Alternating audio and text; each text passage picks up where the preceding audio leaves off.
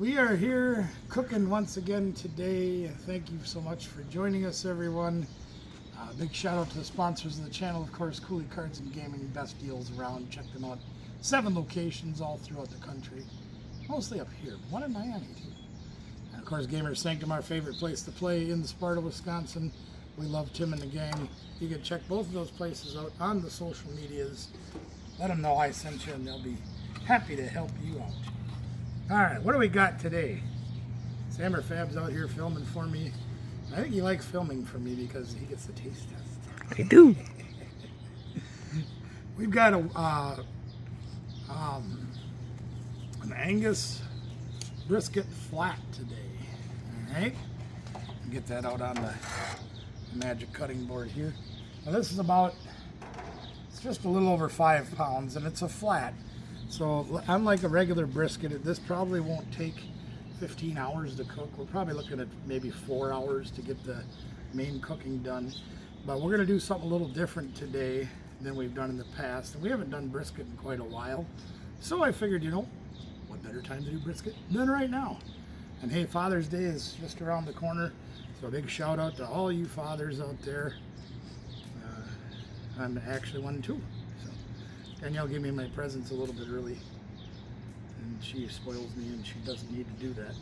Now, one of the things that you've seen us do in the past, and if you've ever cooked brisket, if you've ever eaten brisket, and you find out that sometimes some of this fat can be a little bit thick, if you will.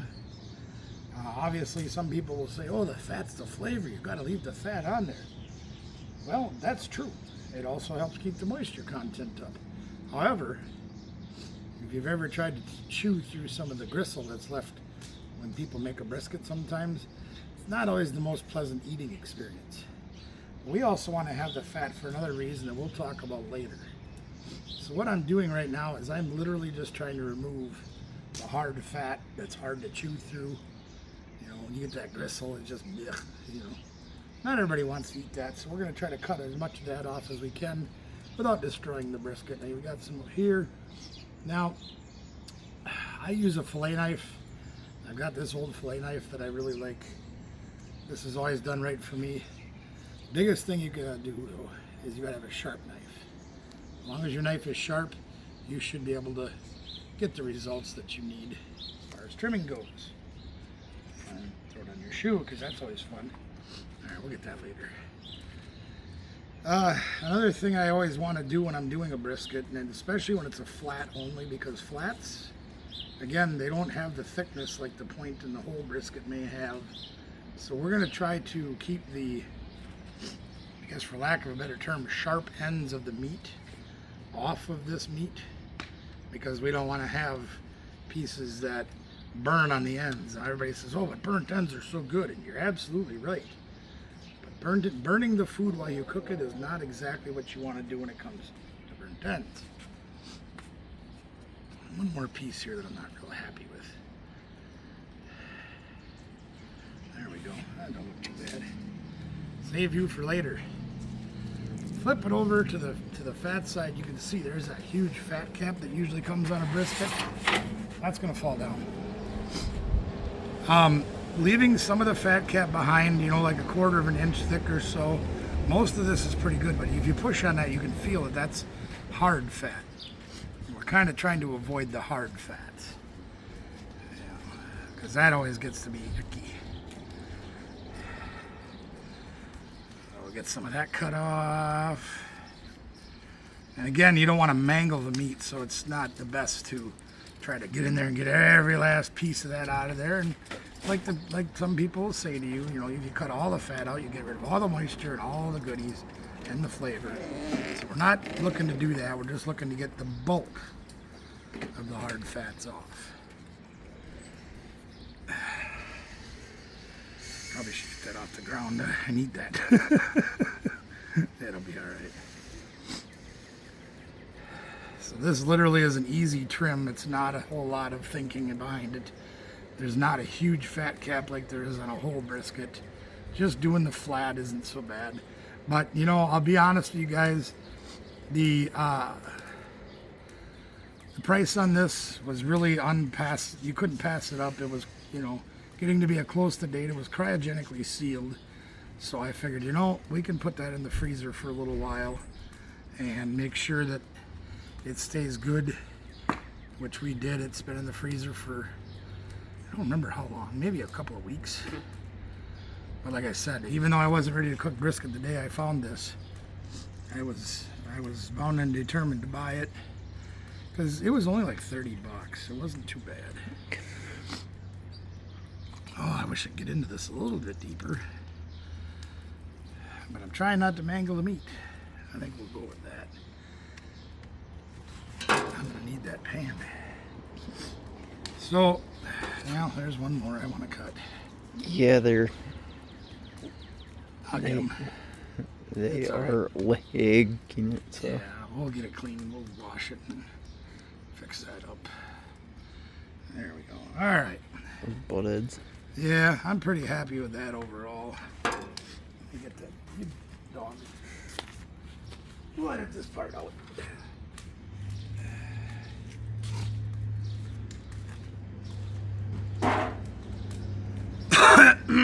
Jeez, I can't even catch my breath today.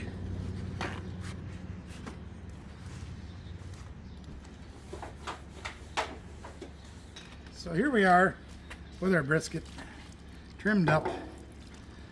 We'll put that in our pan because we're going to use this pan to catch our dry rub and things. So we're going to make the dry rub here in just a minute. Now in the past you have seen us do some rather elaborate flavors and things on our brisket. Today we're not going to do that either. We're hoping to just do something relatively simple. A lot of people will say, well, just salt and pepper is all you need. There's a few other ingredients that we're going to add just for color purposes, if nothing else. Because I think you get a better color on a brisket where you get that nice burgundy, almost a dark bark on the outside of a brisket. And I think things like paprika and that help a little bit with those things. But otherwise, we're going to keep it relatively simple. This is just white pepper. I don't have any coarse ground pepper out here at the shed, so we're just going to go with white pepper for today. Lowry seasoning salt, a little bit lower in sodium than regular salt. We always try to go about 1-to-1 on the pepper and the salt. So that means I need more pepper. More pepper! Oh, then this thing's being a butt. We've talked about that in the past too, gang. Sometimes your humidity in your area can be a little bit of a problem. That's probably enough. Need a little more pepper. It won't be good to go. We've got the charcoal already lit up in the chimney there. Stammer Fab got that rolling for us this morning. I am not having a very good start to my day, so I appreciate him being here to help me out with some of the things we do too.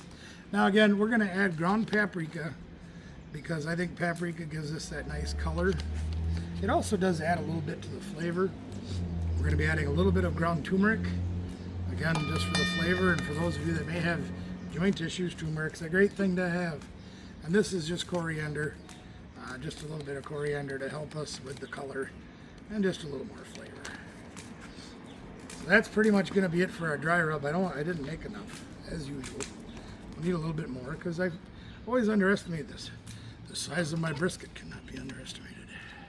Let's see what we got here. Come on, out you go. There you go. That one's empty. We can get rid of that one. A little more cumin. I'm gonna have to find a fork too because this stuff's got a little cheese. Well, while we're at it, we might as well put it all in because it all fell in anyway, right? Right. More salt. But you see how it's getting lumpy? We do store these things outside, and the reality of it is, if you live anywhere with any humidity at all, your spices. It's not good for seasoning because it likes to clump it up. Don't like it. So we're gonna have to get a fork and de-lump that. Get the turmeric in, paprika. I think we'll be okay. So I'm just gonna mash this and mix it. Now I know a lot of guys will also go with like multiple dry rubs because they want multiple layers of flavor, and that's great. There's nothing wrong with doing that. You kind of got to do the flavor profiles that you like. This one we're going relatively simple, like I said, because brisket's a meat that really wants to speak for itself. And we're going to let it today.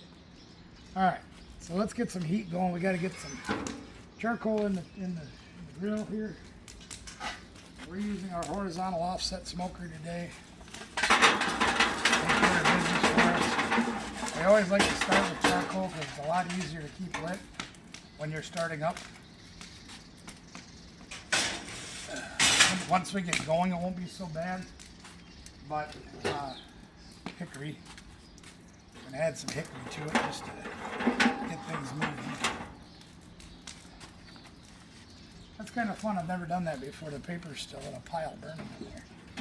A little bit of hickory in there. That'll get us going on our heat and our smoke. All right, let's see what we can do with this dry rub. Covering the entire thing is important.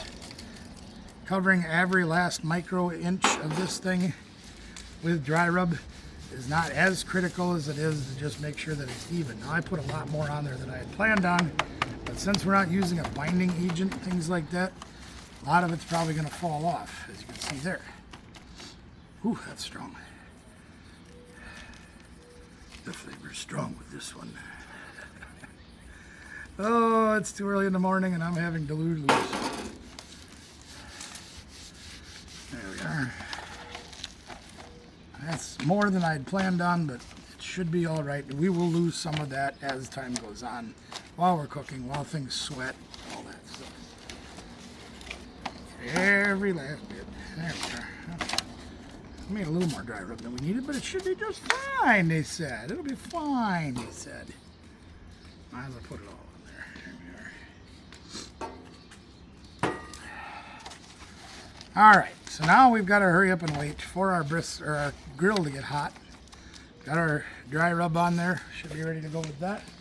So we'll come back in just a moment once the grill is warm, and we'll show you what we're going to do. Okay, so here we go. We are ready to rock and roll. The grill's running. I should call it a smoker, I guess, because this is designed to be a smoker. It's an offset. A little one, if you guys don't remember the story, we picked this up on the marketplace used with 7 sealed bags of charcoal for $100. So I thought, you know, what better deal can you get? The charcoal alone is $10 a bag, so we did a real good deal on this one. Running about 200 degrees right now. We want to cook for at least the first couple of hours at about 225 degrees. We want to go slow at the beginning because especially when you're doing like a flat like this, some of these narrow edges might burn if you try to cook it like 275 or something like that. So we're going to make sure that we don't burn the meat. Now, got all our dry rub on there. It's been on there for a little bit. Hard to tell. I cut the trimming pretty good, but this is our fat side here. That's our meat side. And we're going to go fat side up this time. Now, a lot of people say, but you got to cook fat side down to protect the meat. Yeah, true. But you got to cook fat side up because the fat will render down in there better. Also true. Since we're doing the techniques that we are today, we're going to go fat side up so the rendering happens a little bit more in our favor. Again, we're just over 200 degrees. We're going to want to cook at about 225. This thing can be temperamental as far as temperature goes, but we're going to do it anyway. All right, shake off the excess. We're going to put it as far away from the heat as we can, and we're going to try to put our skinny parts away from the heat a little bit. Okay? That way, the thicker parts will cook at just the right temp, or as close to possible as the same as the thin end. So that's pretty much all we need to do. Now we're going to rotate that thing as time goes on. We'll temperature check it after a few hours. Do all the things that we need to do. Keep it rotating so it cooks evenly. All those goodies. The bonus for today is our leftovers. Now what we're going to attempt to do today, and I've never actually done this privately. I've done it in restaurants, but never privately. We are going to make tallow, beef tallow. Because why, you know, I don't have meat grinders. I don't make my own burger like a lot of the bigger people out there do, and that's okay. But we're going to try to take this fat, and we're going to cook this down nice and slow, just like the meat, and we're going to render it into liquid and make our own beef tallow so we can have some moisture to put in on the meat when we go to wrap it.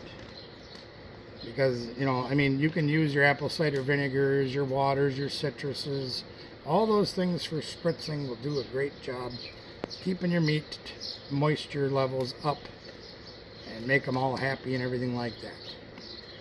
But for us today, we want to do it a little bit differently.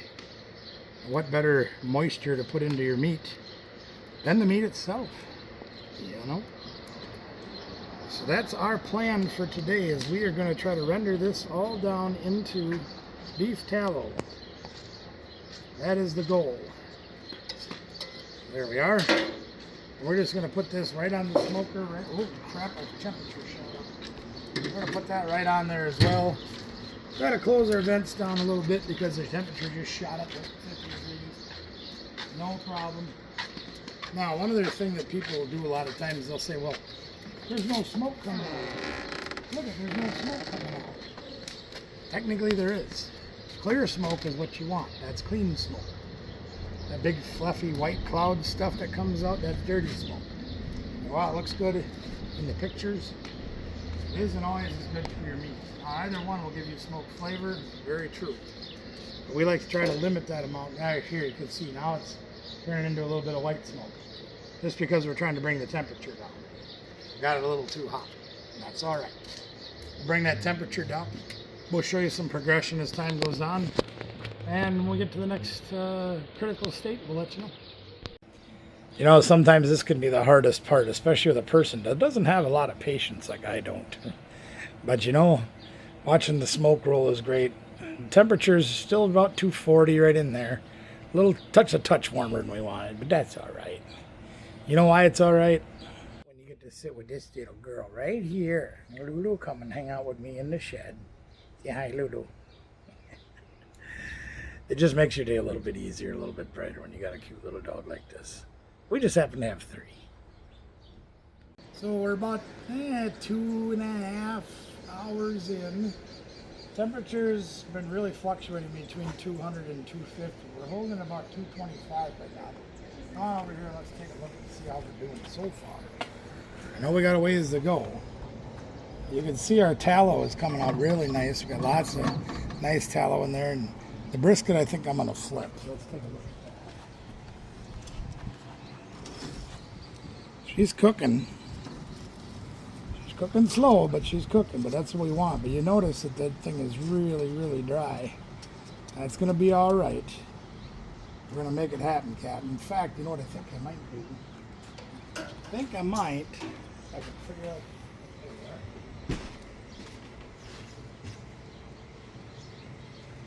I think I'm gonna put a little bit of that tallow on now, just because we don't want to have a dried out brisket.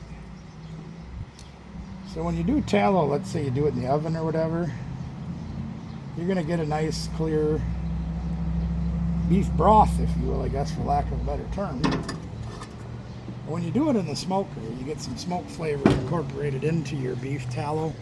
You're going to get a nice golden color to it, so you'll see that later on when we go to do the wrapping and everything like that.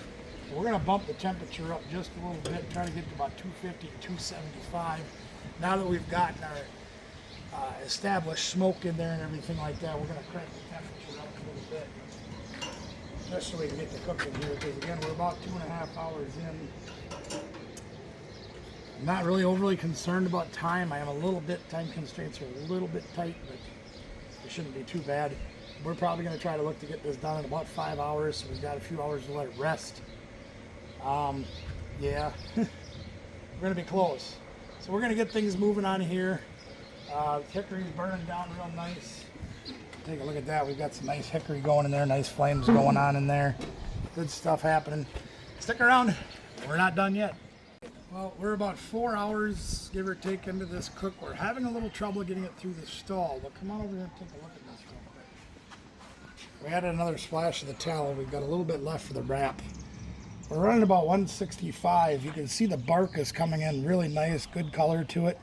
But I push on it, I can still feel quite a bit of firmness to this brisket. You can also see we've still got some ponding on top of it. That's good because we know we got moisture in there, but we're trying to get that moisture to go into the meat, lay on top. Tallow is pretty much all rendered out of the meat that's left in there. Like I said, we're going to save what we have left. Let me grab a glove here quick. We're going to save what we have left for the wrap. I should show you guys this. Come on over here by the table for a second. I'll close this back up, and I'm going to move that meat over just a little bit. Just want to get it through the stall. We're pushing up to 300 degrees now. Try to get through the stall where we can get it to the time where it's time to wrap. But just to show you what tallow looks like after you smoke it. You see how it's got that nice golden brown color to it, or golden yellow, I guess, and meat chunks to go. Might have to have a sample of those later. Flavor's good. Anyway, you can see that that tallow has got a nice golden color to it. We're going to be putting that back on the meat when it's time to wrap it. So we can take the natural flavor of the meat, put it back into the meat. Give us the great moisture that we require to have in a nice brisket. They're running just over 300 degrees right now. You can see the smoke has cleaned up quite a bit. We're going to be adding in a little bit more fuel. Hopefully we'll push through that within the next hour. Then we can wrap. We'll talk about that once we get to that point. Alright, so we've taken the tallow pieces out. We didn't get a whole lot more out of it, but that drained through. Side dish time. Baby bellas, butter, garlic, going right in the pan that we cooked the tallow in. Shiitake, shiitakes, yes, that's right. Shiitake mushrooms. Eat shiitake. We're going to put them right back on the fire. Now, we have run this thing as high as 350 degrees. Now, we are just not pushing through the stall like I had hoped we would. So, we're going to have to cheat. But first, we'll put on the mushrooms. Come on over here and take a look real quick. Ooh, I can see through the smoke. Take a look at that brisket right there. I'm going to talk while I grab my glove. She's colored up nice. The bark's looking good. Temperature isn't quite where I want it. But that's a lot less important than having that color and that, you know, it looks good. Nice bark on it. We got a little bit of puddling on the top, but we're running low on time, and I just don't have the ability to wait any longer. So why don't you come on over back over to Frankencart here. We're going to get some butcher paper going so we can wrap this thing and try to not drop it on the ground. There we are. We're going to try to get this thing to push through the stall and get us to the tenderness that we want. And I did that wrong. Boy, am I dumb today. Kids, get sleep. Yeah, I know. What it is. Yeah, I know. All right, so we're going to start with 2 layers of butcher paper. We're going to wrap this thing up as tight as we can because we want to have this thing, butcher paper versus aluminum foil, this breathes a little bit, so you do get a little less steaming, which can ruin your bark. That's our goal anyway, is to not ruin the bark. Woof woof. I'm going to put on my heavy duty gloves. She's starting to get flop to her. The bark looks fantastic. Everything looks good. It's just not going hot enough. Just to show.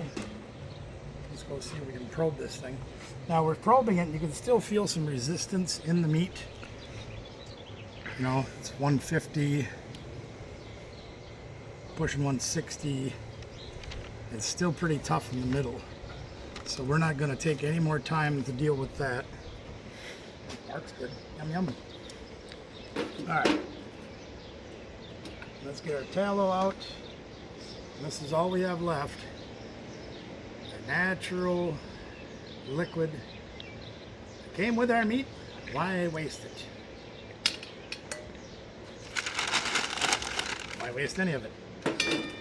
So this does get a little bit messier than using aluminum foil. Perfectly all right. Now, one thing I learned long ago when you're wrapping with butcher paper is always wrap at an angle. Try to fold these sides in at a little bit of an angle. And what that'll do is it'll give you a little bit tighter wrap. I'm not an origami expert, but if they say that that works, we'll do it. That one didn't stay folded in. Quit being a meanie. a blue meanie. Alright. Let's see. I want to make sure we seal this thing up nice and tight so all that natural juice, all that fat will stay in there. Do what it's got to do. But the butcher paper will not be steaming it. It will actually be trapping the heat, trapping the moisture. Hopefully giving us what we want. I wasn't very good at origami. I'm terrible at this game. I'm not playing with you anymore. Here, go one more. What the heck? Let's go one more.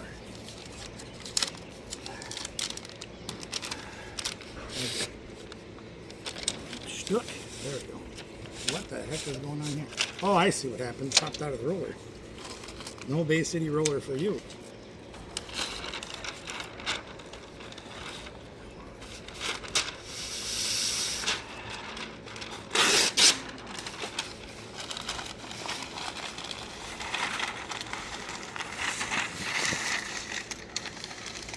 Arthritis in my hands doesn't help me either, I suppose. But nevertheless, we're going to get it done.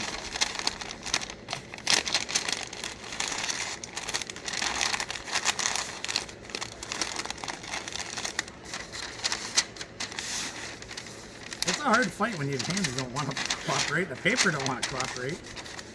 It's being a blue meanie. Blue meanie. Alright, there we go. We're going to put this back on the smoker, and it's running over 250 right now. We're not overly concerned about temperature-wise because of that paper on there. It should protect us from burning anything. Whew. So we should be good to go that way. The only thing we've got to watch now is our mushrooms. Those will probably take a good 10 minutes, give or take. Got to have a stick of butter in there, a tablespoon of garlic or two, and all the yummy mushrooms that you could ever want, and then some. Probably going to have to keep that thing wrapped for a couple of hours, and what I'm going to do, yes, checking the temperature inside with our probe will be important, but again, we're going to be looking for that probe to go in like it's going into warm butter, coming right back out. That's the kind of tenderness we're looking for, and the kind of resistance we want to find is virtually no resistance. So I maybe take another hour, maybe two, we'll see. Come back and find out. So my patients are wearing thin. As you know, we triple wrap this thing. We've been running at 350-ish degrees. We've been stoking the fire pretty good. It looks like we got to throw another piece on. But let's see where we're at. Now I'm only going to be looking for temperature in the neighborhood of 203 to 205 degrees. We also want to feel that where we poke it in and it doesn't have hardly any resistance except for the paper.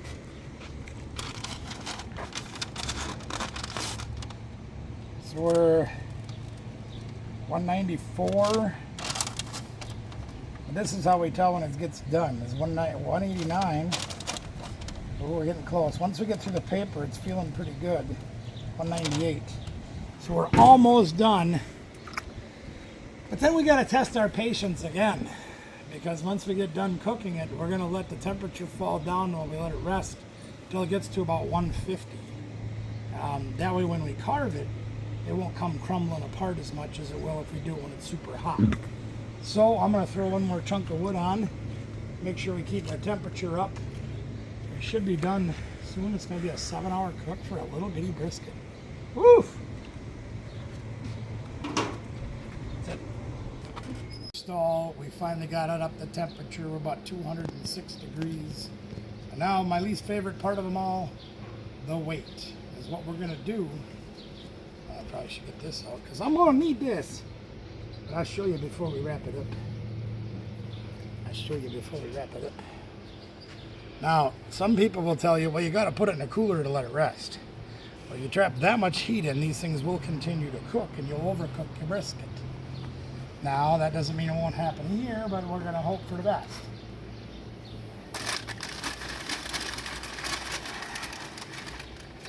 Wash my pan and dry it out on there before I put it away. Here's our brisket. Now, I was going to take it out and show you how it looks unwrapped and things like that. I really don't want to unwrap it because then it'll kind of spoil it. All that tallow is trapped inside and I don't want to lose that. you'll see once we get past the paper, the meat inside is very tender. We're just at, yeah, 202, 201, so we're right in there just over 200 degrees, which is where we want to be. But now we have to wait because we want this thing to rest before we cut it up.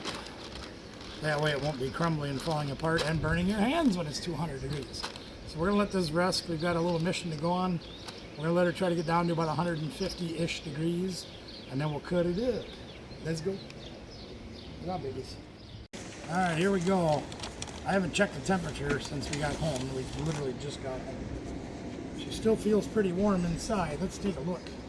Stab.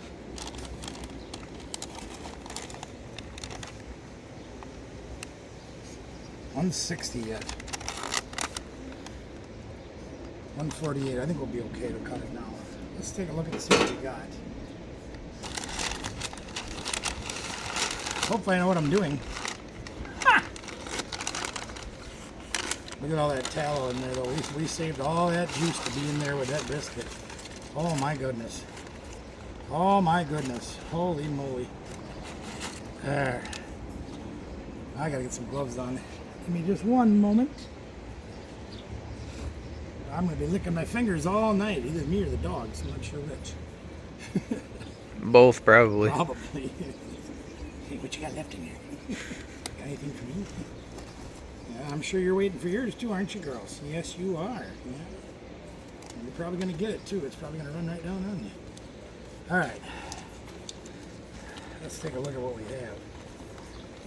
Ooh, oh, you can feel that the fat cap is just ready to slide right off. Oh, it's warm though. She's still warm. All right. You can see we've got that beautiful color to it. You can see there's just a little bit of burnt end on there, which I like that crust on there. Should we cut it and see what we got? Let's cut and see what we got. Still feels a little tougher than I want it to be. Either have my knife though. Well, she's definitely cooked. See the nice big smoke ring in there? Let's take a look.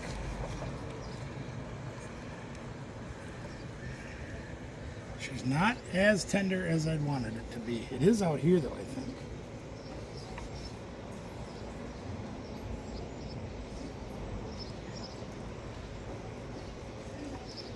These flat briskets are a little bit harder to cut. Yeah, see, that's a little more like it. She's a little bit less done in the middle, but a little more done on the outside. Let's see what you think. Want to try, babe?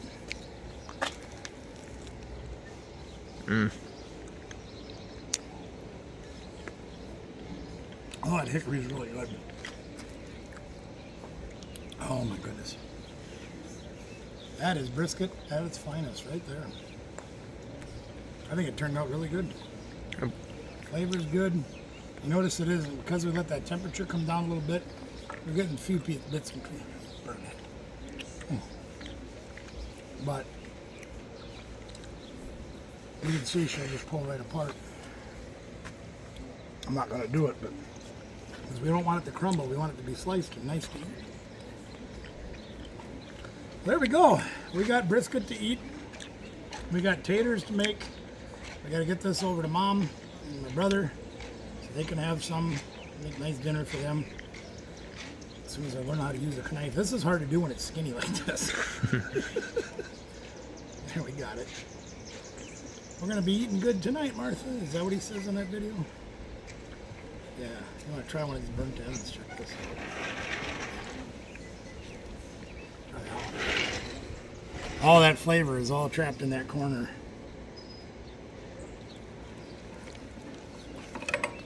Whee! Woo! Hands get slippery with these gloves on, and they don't hold on as good as they should. What do you think of that burnt end? It's good. It's got that flavor just crammed in there. Oh yeah. Cram it in your cram hole in the throat. There we are. Yep, she's just a touch.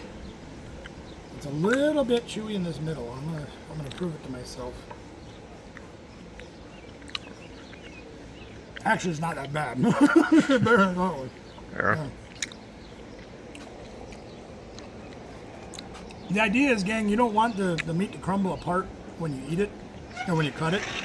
You want it to fall apart in your mouth when you eat it. And even though this doesn't cut as tenderly as I'd want it to, it still is not hard to chew. Not at all. No, that's good stuff. All right, well, we got to get sides made and get to feeding everybody. I want to say thank you very much for checking out the video. We hope you enjoyed it. Yeah, like I said, it's been a minute since I made a brisket, and I wanted to make one with a little bit different style. It shows you don't necessarily have to marinate and inject and do all the things. Look at that. Oh, it's all dark. Oh. You can do this with salt and pepper and a grill. You know, I did a 16-pounder on our Weber grill. If you haven't seen that video, it's back probably 5 years ago. Maybe we did that one. Turned out phenomenal, just like this one did. Well, we hope you enjoyed it. Please make sure you like the video if you like what you see here. Share the video out. Ring a ding the bell notification. Subscribe. You'll know next time we make a video. Maybe we'll do food again. Maybe we'll do some traveling adventures. You just never know. So next time, gang, simple, easy brisket. Took a long time. Took almost 8 hours. But you can do it too. See you next time.